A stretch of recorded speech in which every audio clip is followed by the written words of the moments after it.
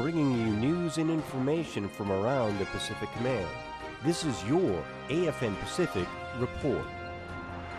Thanks for joining us on this edition of AFN Pacific Report. I'm Senior Airman Therese Garnier. During a press conference at the Pentagon, the commander of U.S. Pacific Command said he wouldn't be surprised if North Korea undertook more provocative actions. But Admiral Sam Locklear says if North Korea is hoping to restart negotiations with the United States, they must commit to getting rid of nuclear weapons. Where we are today with I believe with North Korea is that will there be another provocation? I don't have a crystal ball on that. History would say that there would likely be one. But clearly the position, I think, for all countries in the region and certainly our country is that the North Korea must be committed to the total denuclearization and with complete and verifiable plan to do that. And that's kind of the bottom line entry of how you would get into a broader set of negotiations with North Korea at this time. Learning to provide various services at a reduced cost is a hot topic for any military command around the Pacific, especially when it comes to providing supplies. The Logistics Center at Yokosuka Naval Base is learning new and improved ways to keep themselves and their customers under budget. Fleet Logistics Center Yokosuka hosted members of the Japanese Society for Quality Control to share ideas on how to enhance the business end of logistics through a program called Continuous Process Improvement, or CPI.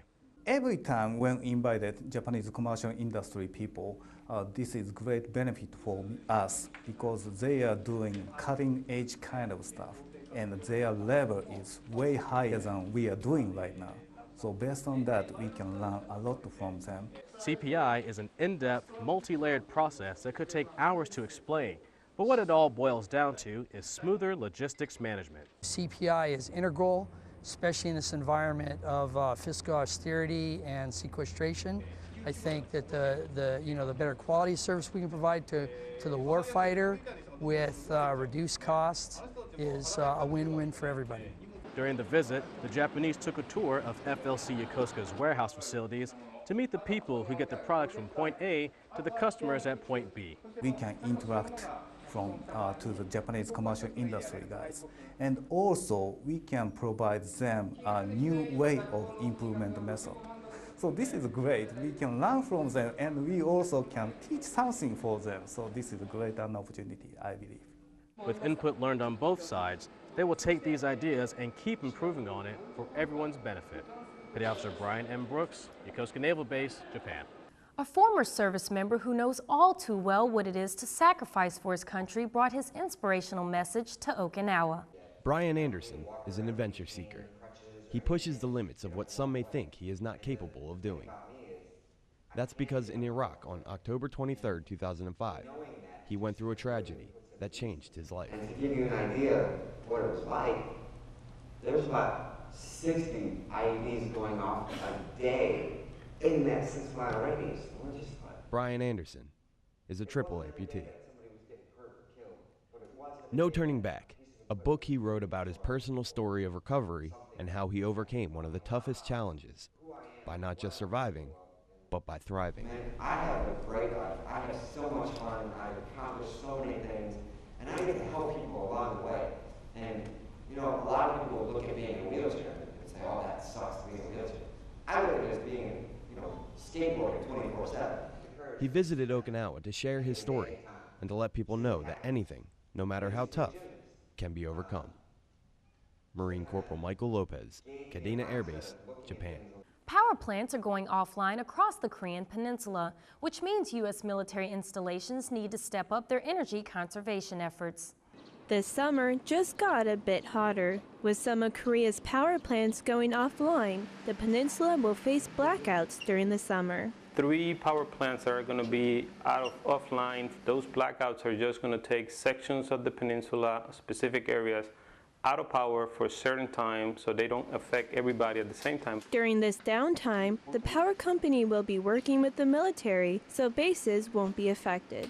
What we're trying to prevent is the installation, the Army bases to be affected, and that's what we're concerned on. Although military bases will not be affected, the installations are still helping out by lowering their energy consumption. They can buy more efficient lighting.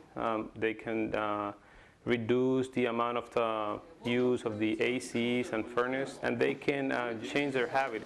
Specialist Sarah Herring, Seoul, Korea.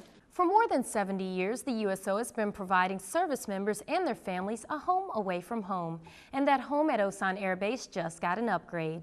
Thanks to the USO, over 28,000 military members serving in Korea get to call this place home. I expect that this new USO location in Osan will serve some 4,000 troops and family members every single month. That's 4,000 troops and family members who know that the USO is there for them, but more importantly, they know that America is saying thank you.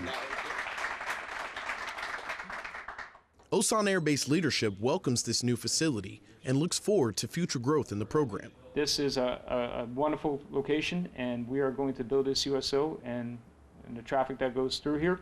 But we look forward to one day to having a larger facility where we can host even more of America's servicemen and women.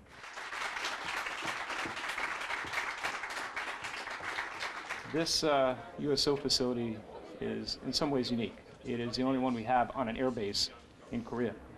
And this is their USO home right here at Osan Air Base. And a simple cut of the ribbon makes it official. Senior Airman Michael Watkins, Osan Air Base, Korea. Coming up, partying at the DMZ. But first, let's take a look around the Pacific Command in today's Snapshots. Marine amphibious assault vehicles disembarked from USS Germantown during Exercise Talisman Sabre 2013 in Australia. Airmen install an ammunition drum into an F-16 Fighting Falcon at Eielson Air Force Base, Alaska. A sailor performs for students at a community service event during Pacific Partnership 2013 on the island of Tarawa. And that's a look around the Pacific Command in today's Snapshots. Duty on the front line can certainly be stressful, which probably explains the exuberance demonstrated by soldiers on the DMZ who had the chance to celebrate a historic ceasefire. Stretching across the Korean Peninsula is the 160-mile-long DMZ, or Demilitarized Zone, as part of the Armistice Agreement. About 100 U.S. and ROK soldiers along with Korean nationals commemorate the ceasefire with the second annual Freedom Victory celebration at Camp Boniface. This event is a warm welcome for one newcomer. He says the best part is just being outside, not working, just having a good time, fun time. Although water gun fights and dance performances are fun, this Louisiana native understands why interacting with the local Korean community is important. It shows what we're here for. And it shows the rest of the country what we're here for. Benedetto's leadership feels the same way. It reminds me of all those that came here before and all the sacrifices that they went through, and to know that there are good soldiers continuing that tradition on and improving on it. For these soldiers stationed on freedom's final frontier, this is great for their morale. If we don't get a slice of what we're doing this for, then we kind of start to forget. So it's important to have these events so we remember. Army Sergeant Ton Pham, Camp Boniface, Korea. Striking kicks, heavy blows, and stepping toe-to-toe with raised fists aren't necessarily acts of violence. In fact, Army Sergeant Keith Burghardt learned how the art of fighting helped bring two nations closer. Stones smashed to dust, wooden boards shattered to pieces, and war cries filled the air at USAG Yongsan. Black belt Yoon Sil Kwak, along with other young martial artists from around Korea, hit the mat. Today we just gathered a lot of the Korean Hapkido Taekwondo Kamdo teams and brought them all together and had a competition. Judges raised scorecards, while sparring and demonstrations captured the spectators. But the exhibition's impact left a mark. It's a good way to see the different parts of how we all train together, and I think it's really good. I think it brings us together because it's constant practicing together and uniting and stuff like that. I think it went really well. As hectic as it seems, I think it went really well. President of the International Police Martial Arts Federation understood the driving force behind the event.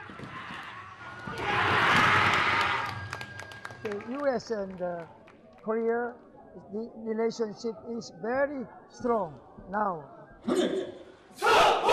Army Sergeant Keith Burghardt, Yongsan, Korea.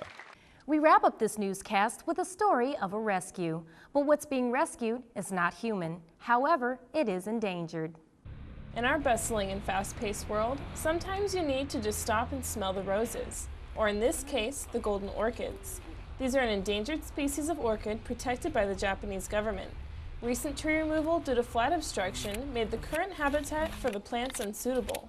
An environmental management team from the 374th Civil Engineer Squadron surveyed the local area to find them a new home. They selected Tama Hills due to its cool and shady climate. Mr. Albert Bancroft, Golf Course Superintendent, explains Tama Hills Golf Course Environmental Management Plan.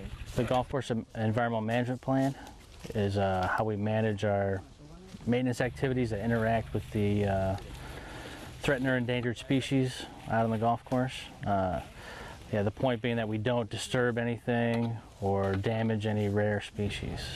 But the rare orchids won't just be protected from routine maintenance operations. Anything we find, like these plants specifically, will have signs that will say environmentally sensitive area, don't enter. We will do what's called red stank it, which lets the golfers know this is an area that you don't enter. A total of 80 golden orchids are being replanted in the new environment. Reporting from Yokota Air Base, Japan, I'm Airman First Class Brienne Schornhorst. That's it for this newscast. From all of us here at AFM Pacific, thanks for watching.